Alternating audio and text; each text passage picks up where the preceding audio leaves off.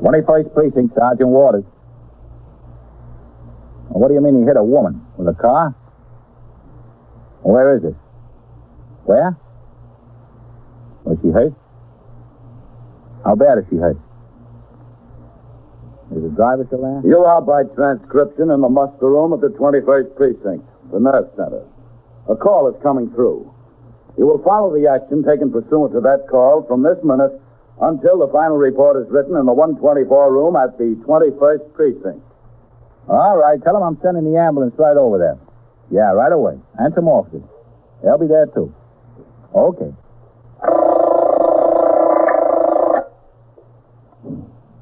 "21st Precinct. It's just lines on the map of the city of New York. Most of the 173,000 people wedged into the 9/10 of a square mile between 5th Avenue and the East River wouldn't know if you asked them that they lived or worked in the 21st. Whether they know it or not, the security of their homes, their persons, and their property is the job of the men of the 21st Precinct. The 21st. 160 patrolmen, 11 sergeants, and 4 lieutenants, of whom I'm the boss. My name is Cronin, Vincent P. Cronin. I'm captain in command of the 21st Precinct. I was doing day duty, 8 a.m. to 6 p.m. At 2 minutes to 8, Sergeant Waters on TS rang into my office and told me the 8 to 4 platoon was ready to turn out. I got up from behind my desk and walked out the office and crossed the muster room. Lieutenant Gorman, the desk officer, pressed a button that rang a bell in the back room, and the 47 men who would patrol the streets of the precinct for the next 8 hours marched out in a military manner and formed ranks in front of the desk. The roll was called for entry into the block. McNeil, Underwood, Eisman, Morelli, Jacoby, Weber. All right, you men. Few things. All public schools in the borough of Manhattan will hold fire drills sometime during the week. All men are regularly assigned to school crossings will inquire of the principals exactly what time the drills are scheduled. The school crossings will be covered during the fire drills. Secondly, a special detail of Department of Sanitation inspectors will be at work in the precinct beginning today through Saturday. Now, their job is to see that trash cans are kept covered and sidewalks are clean in front of the buildings and that rubbish is not swept into the street. Now, there'll be a lot of summonses issued. You men on post have a lot of information in regard to habitual offenders of this nature. Now, you'll see the Department of Sanitation man around. Give them all the assistance you can. That's all. Sergeant, post the platoon. Platoon, attention. Right, face. Forward, march.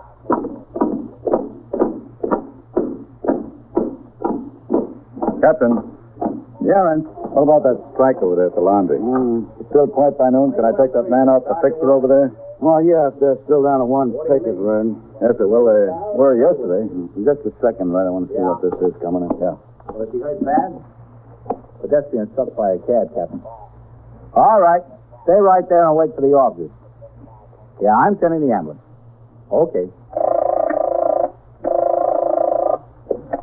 21st Precinct, Sergeant Waters, CB. A female pedestrian struck by a taxi cab at 73rd and 3rd. Yeah, send an ambulance. Over the call box there. Okay. What have you got, Sergeant? A woman struck by a taxi cab at 73rd and 3rd. That was a cab driver who rang in on a call box. Is she hurt bad? He says she's unconscious. Pretty old woman, he said. Stepped out between 2 parked cars. All right, I'll roll on it. Notify the detectives. Yes, sir. Do you want me to get a car in here for you, Captain? No, one of them ought to be out in front of the building by now. In relief, I'll grab it. Okay, Captain. As soon as I sign the blotter. Yes, sir. Well, this is sure a fine way to start a new day. Don't worry about it, Sergeant. It's not as bad for you as it is for that woman. After I signed the blotter and went into my office for my coat, I walked out onto the sidewalk in front of the station house. The crews of Sector Car number 2 and number 5 were waiting for the men who had been working them on radio motor patrol from midnight to 8 a.m. to show up for their relief. Sector Car number 2 was the first to arrive. As Patrolman William Kane made a quick inspection of the car and recorded the mileage and gasoline gauge reading as required, I instructed the recorder, Patrolman Eugene Dillon, to report to the desk officer that I would take this car to the scene. I got in and we drove to 73rd Street and 3rd Avenue. As we neared the intersection, I could see that a considerable crowd had gathered. On hand were two other sector cars. Get in there as close as you can. Give me a hand with the crowd. All right, coming through here, please. Open up there. Police officer. Hello, Captain. Coming. Doesn't look so good, does she? No, sir. What about the ambulance? Oh, the call came over. Ambulance responding. All right, wait a minute or more and put in another call. Yes, sir. Now, what's this? Oh, it's the property she was carrying. Shopping bag and a pocketbook. Where were they? Well, the pocketbook was still around her wrist. Shopping bag was knocked a couple of feet. I brought it back. I don't think she's going to make it, Captain. Oh, huh?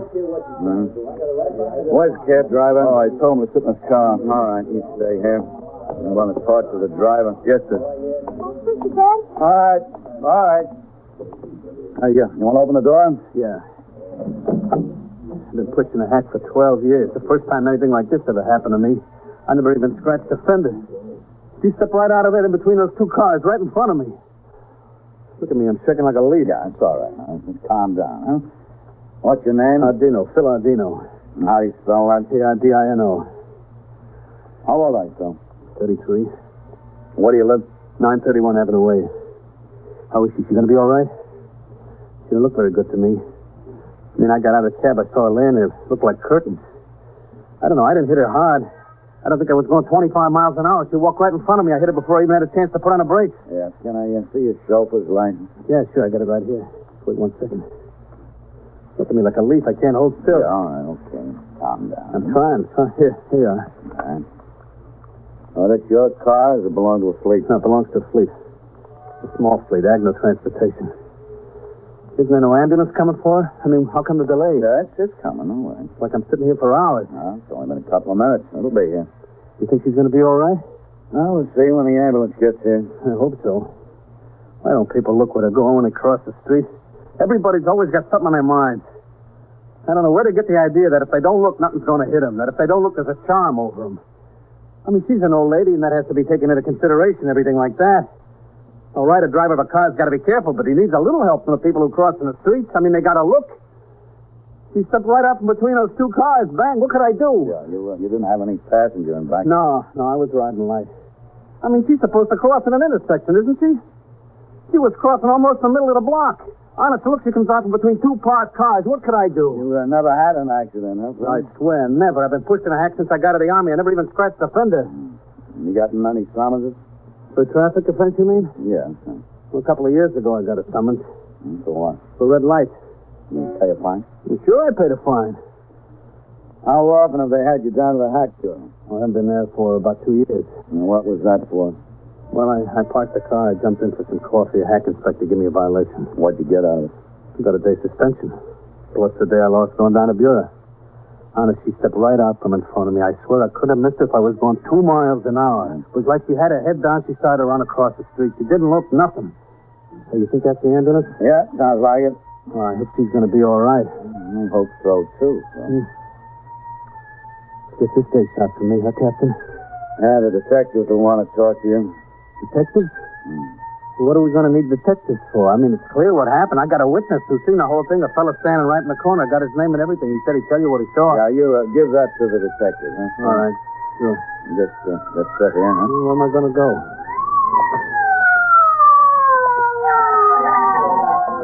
All right, now I have to get back on the sidewalk. Go on. Get back there, please. Back there. Okay, let him in here, will you? Now move back. Hey, move back. Come on. Get those Let 'em people through. back on the sidewalk. What was you hit by? Car? Yeah, the taxi cab. All right, let me take a look. Hello, Captain. Hello, Doctor. It's pretty bad. Yeah. Officer, would you hold your head? Yeah, sure. Just put your hands over both of your ears just to straighten up. All right. Look, how many times I have to tell you people, huh? Get back on the sidewalk. There's nothing for you to say here. Hey, Dylan? Huh? Yes, sir. Yeah. Well done. Nothing we can do for her, Captain. She's DOA. Yes, must have gotten a pretty hard smack. I'm sorry. All right, Doctor. We'll roll, okay? Yeah, all right. Go ahead. You got a name on this? No, not yet. Okay. I'll see you. Well, it didn't look like much else, Captain. No. James, Dillon? Yes, Captain. Look, why don't you ring into the desk officer, notify the medical examiner, and get a policewoman over here. Oh, and we need a waterproof covering. If you don't have one in the car, ride to the station house, get one. Colby? Yes, sir? Got a 95 tag in your book? Yeah, I got one, Captain. All right. Get out your memorandum book. Okay. Get a pocketbook and shopping bag. Yeah, I got them. What's the matter? Why didn't the ambulance take you? He was DOA, son. You mean she was dead? Yeah, I done around. Oh, that's awful. It wasn't my fault. You know that. I didn't mean to do it. She stepped out right between those two cars. I couldn't have missed her if I tried. Yeah, okay, fella. Take it easy. Terrible. Open up the pocketbook, Oh, Colby. See if there's any identification. Yes, sir. Well, there's a letter from the New York State Employment Service addressed to Mrs. Mary Klatovy, I guess. It's Klatovy, 728 East 97th Street. Did you get her? Yeah, I must be. Let's see, it instructs her to come to the office in regard to employment as a domestic. What does that mean? She's a maid or a cook? Something like that? That's right. Let me see, a Social Security card made out to a Mary Klatovy. All right, Colby, put it back. Yes, sir. What about the shopping bag, Captain? I'll take that into the house. Okay. I don't know, that poor old lady. Why does it always have to happen to somebody like her? Well, because you guys always got the rich ones riding in the back seats. That's why. A US 95 identification tag was placed around the wrist of the victim, and the body was transferred to the Bellevue mortuary in the morgue wagon, which arrived shortly afterwards. All uniformed men, with the exception of Patrolman Jacoby, were directed to resume patrol. As soon as the morgue wagon left and his other duties at the scene were completed, Patrolman Jacoby took the victim's pocketbook and the shopping bag into the station house, and the desk officer recorded the property in the blotter. Oh, Lieutenant, I got the property of that accident victim here. Yeah. You all cleaned up over there? Yes, sir. What's in the purse? Let me see. One black pocketbook. Two letters addressed to Mrs. Mary Klatovy. Let me see. One is in Polish or Hungarian or something like that. Yeah. Pill box. Doctor's prescription. Pair of glasses. Bifocals, I guess. Handkerchief. Comb. Change purse. How much is in there? $3. No, $3.40, 50, 63 cents. 2 subway tokens. All right. What's that? Oh, that's the shopping bag she had with her. What's in there? There's newspaper stuff on top there. All right. 3 or 4 paper bags in the bottom. Pair of shoes. All right. Let me see, a couple of aprons. Look like housewives' aprons. Yeah. Brother. Is she running a bank? That stuff real? It's real enough.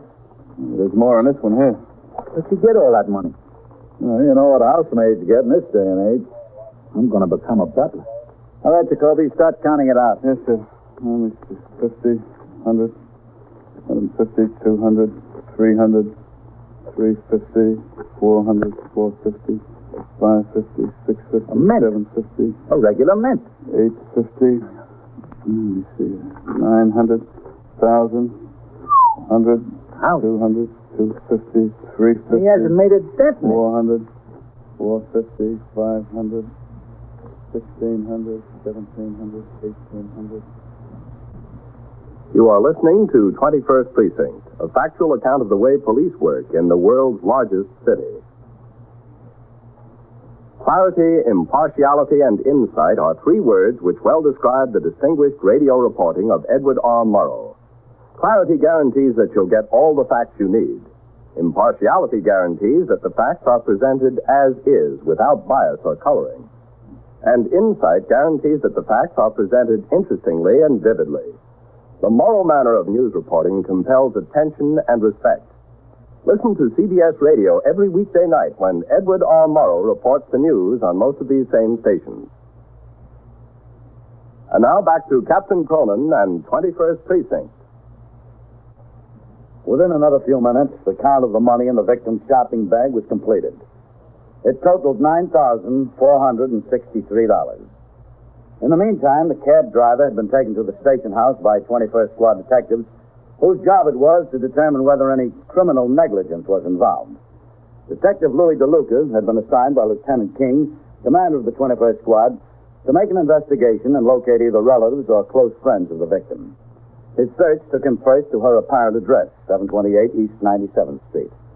After examining the contents of the room and interviewing the superintendent of the building, he drove to an apartment house on West 186th Street in Washington Heights. There, he took the self-service elevator to the fourth floor and walked down the hall to apartment 4D. Is this the residence of Mr. George Provost? Yeah, who is it? Is Mr. Provost home? I'm a police officer. What's the matter? I'm Detective DeLuca of the 21st Squad. Is Mr. Provost home? Yeah, he's here. What's the matter? I'd like to talk to him. Are you Mrs. Provost? Yeah, that's right, too. Thank you. George! Got the news on in there. George! What? Someone here to see you, George. Who? A detective. Just waiting for the chance to show you how well they can do You their listen job. to every news, too. I listen. Same news you've got to listen to over and over again. Well, I'm telling you, here it is in the middle of April, and politics flying fast and furious already. The election was tomorrow. You're a detective, huh? Yeah, that's right. Louis DeLuca of the 21st Squad. Well, what can I do for you? Mr. Provost, do you have an aunt named Mrs. Mary Klatovi? Yeah, that's right. It's my mother's sister. She lives at 728 East 97th Street. Well, I don't know just where she lives. I haven't seen her in years. I think she does have that, George. What's the trouble? Well, I'm afraid that I've got some bad news for you, Mr. Provost. Yeah? She was walking on 3rd Avenue today. She stepped out from between two parked cars and a taxicab hit her. She hurt bad? Not dead, is she? Yes, ma'am, that's right. She is dead. I'm sorry. That's too bad. That's too bad. From what I remember, she was a pretty nice lady. Yeah, I understand you're the only relative, Mr. Provost. Well, I guess so, in this country. My mother's dead. Her sister was a widow for 20 years. She never had any children. I suppose I am the only relative. Yeah. Well, what are we supposed to do about it? Well, we'd like Mr. Provost to come to Bellevue and identify the body. Why? Well, it's just a matter of procedure. We always try to get a close relative in cases like this and notify them. Well, I'm not what you'd call that close a relative. But you are the closest, aren't you? Well, what does that mean? This is my aunt. I haven't seen her in years. Not since my mother's funeral, as a matter of fact. Now, look, mister, I'm sorry and all that, but I don't think it's any of my responsibility. We haven't heard from her in years. That's right. I got my own family. Got my wife, my 2 kids. What am I supposed to do about it? What do they want me to do? Arrange for the funeral and everything? Well, we thought you might like to, being the closest relative. Well, supposing she was my 3rd cousin or something like that. Would you expect it if I was still the closest relative? We'd notify you. Does she still live in that furnished room over there all by herself with nothing over there? Yes, that's right, Mrs. Provost. Hey, wait a minute. She was hit by a taxi cab, huh? Yeah, 73rd Street and 3rd Avenue. Well, whose fault was it? Taxi cab? I mean, was it the driver's fault? Did he just hit her and run away? Was it his fault? Well, we can't say whose fault it was yet. But she was crossing the street in the middle of the block. She came out from between two parked cars. He was going slow. Oh, that was her fault. It could have been.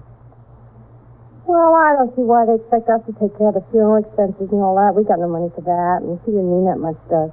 Well, nobody asked you to take care of any expenses. Well, somebody will if we get involved, making arrangements and all that. Don't go, George. Don't be a fool. I've got to be to work at noon anyway. I can't go down there. I can't lose a day's work from the job. But you still have time to come to Bellevue and make an identification. Now, don't do it, George. You'll only get involved. You got no responsibility. That's right. I don't want to get involved. I don't want to get stuck for any of the expenses. Well, I don't think you will, Mr. Provost. It appears that your aunt had a little money. Did you? Yeah, Well, I hope it's enough to cover the funeral expenses. it is. And then some. What do you mean? And then some. How much more was there? Well, we're not sure altogether, Mr. Provost. She might have had some bank accounts in addition to the cash. What cash? She was carrying nearly $10,000 in cash when she was hit by the taxi cab. $10,000. Yes, that's right. Are you sure it's my aunt? Of course he's sure, George. Yeah, it was her. Well, if he needs you to make an identification and arrange for the funeral, I think you ought to. After all, she was your closest relative. Oh, sure. I intend to do everything I And can. so I remember she was a nice old lady. Really nice. Yeah, she was always good to me when I was a kid. She was crazy about my mother. I'll do anything I can to help you, Detective DeLuca. DeLuca, yeah. Anything. I just want to be of all the assistance I can be. I want to help. Mm-hmm. Well, you can come over to Bellevue with me and identify. And then what? And then, just as soon as the medical examiner releases the body, you can make any funeral arrangements that you want. Well, where's the money? It was taken to the 21st Precinct station house. It'll be safe there, won't it? Well, it couldn't be much safer. It's entered in the blotter and will be turned over to the property collector department. Oh, there's no aspersions, man. I was just concerned. I'm the closest relative, you know. Yeah, I know. Meanwhile, at the station house, Philip Ardino, the driver of the taxi cab, had been taken to the 21st Detective Squad on the second floor. The detectives got his version of what had happened, and he was asked to wait for a while until the tests made by the accident investigating squad on his vehicle had been completed. He sat on a wooden bench in the corner of the office reading the morning tabloid. Finally, Lieutenant Matt King, the commanding officer of the 21st Squad, opened the door to his office and walked toward the bench. Mr. Ardino? Yeah? I'm Lieutenant King. Oh, how do you do? You come into my office for a minute, Mr. Ardino? Sure. In here. Okay. Everything's going to be all right, isn't it? How long do I have to stay here? Sit down, man. Okay. I had to send the detective who's been talking to you out on another case. Oh, that's all right. He told me what your story was. He told me that he spoke to the witness whose name you had written down. The witness verified your story. That's the absolute truth. She stepped out from between two parked cars. Nobody could have seen her. Right in the middle of the block there. Anybody who happened to be coming along at that time would have hit her. Yes, that's what he said it looked like. And the officers who checked out your car just called me, said the brakes and the steering apparatus and everything are in working order. Absolutely. My fleet wouldn't let a car out of the garage unless they were in perfect working order. So what we're going to do, we're just going to let you go. If there's anything else develops in this case where we need you, we'll be in touch with you. Oh, by all means. Okay. You mean that's all? Except one thing. As a matter of form, a report of this accident will go to the Hack Bureau. We'll be able to hear from them. I knew I could count on that. Now, if you come on downstairs with me, I'll get the keys to your cab for you. The officers who checked your car left them with the desk officer. Yeah. I'm going downstairs. I'll be right back. All right, okay, Rose. How do you feel, Phil? Well, still a little shaky, you know. Go ahead. What are you going to do the rest of the day? You're not going to work. Me, I should say not. Take that car up to the garage and leave it there. I'm going to knock off the rest of the day. Good idea. Telling me. Well, something like this can really start you shaking, you know what I mean? Yeah, I know what you mean. All right. Right over that desk, Mr. Ardino. Hello, Matt. Red. The keys to this hack were left here. Can I have them? All right. Yeah, sure. There they are. Pick them up, Phil. Yeah. Are you all straight and away, man? Oh, yeah, Captain. We're fine. Captain, I'd like you to know I appreciate everything you fellas did. Under the circumstances, it was pretty tough for me. I want you to know that you and the men around here were okay, and I appreciate it. Okay, Phil. Thanks. Who's going to get all that money she had with her? Can you imagine carrying around almost $10,000 in cash? 9 million people in the city of New York, and one with $10,000 in cash in a shopping bag has got to step in front of my cab. How do you like that? Huh? Why did you have to pick on me? Just walk right over there, folks. Hello, lad. Oh, Lieutenant. Hello, Captain. How's it looking? This is Mr. and Mrs. George Provost. He's the nephew of that woman who was hit by the cab this morning. Oh, yeah. How do you do? Hello. All right. Well, This is Phil Ardino, the driver of the cab, Mr. and Mrs. Provost. oh. Listen, I want to tell you I'm sorry. These officers will tell you it wasn't my fault. Honest, she walked right out from between two parked cars. Mr. Provost, I want you to know that there's no evidence of criminal negligence in this case. We're releasing Mr. Ardino. We're releasing his car. Well, I understand that. It's just too bad it had to happen, that's all. That's the way I feel about it. I appreciate your attitude. All right, Phil, you better get going. Well, how will we know where to get in touch with him if we want to? It's in the records. Go on, Phil. Yeah, thanks a lot. I'm awful sorry. Is this where they got my aunt's money? Yeah, that's right. In the custody of the desk officer. Well, he's the closest relative. How does he get it? I mean, after all, it's ours, practically. It is ours. He's got nobody else. Can't we get it now? No, you can't get it now. Well, I don't see why not. Well, We're giving her a nice funeral. Do we have to lay out the money for that? money to cover the funeral expenses is what we released. Well, at least, why can't we see it?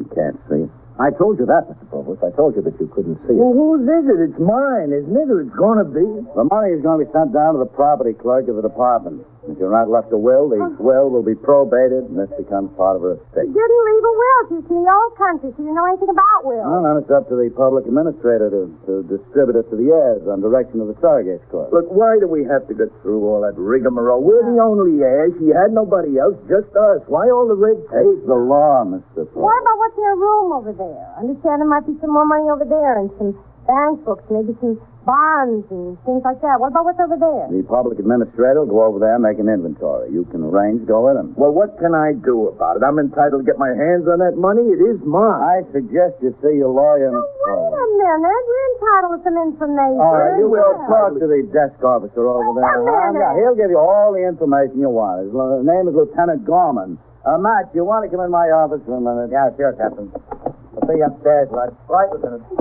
right. Let's go. That's All right, Matt. Well, those are the first people I've ever seen who were so nice to the driver of a car that killed their relative. Why shouldn't they be nice, Matt? He's the one that found $10,000 for them.